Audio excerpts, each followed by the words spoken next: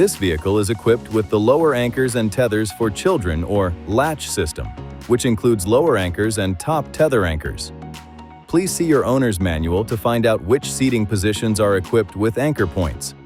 The seat belts in your vehicle can also be used to secure the child restraint.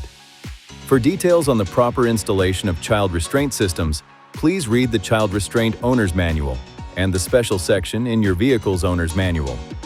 You can also check the INFINITI Snug Kids Child Restraint System Fit Guide for your vehicle. The Snug Kids Child Restraint System Fit Guide helps parents confidently select a CRS that fits their vehicle and also provides valuable tips on the proper installation of a CRS. You can find the Snug Kids Child Restraint System Fit Guide at this website. First, select your vehicle. Next, select the appropriate model year range, seating configuration and type of CRS. Then choose the vehicle seating position.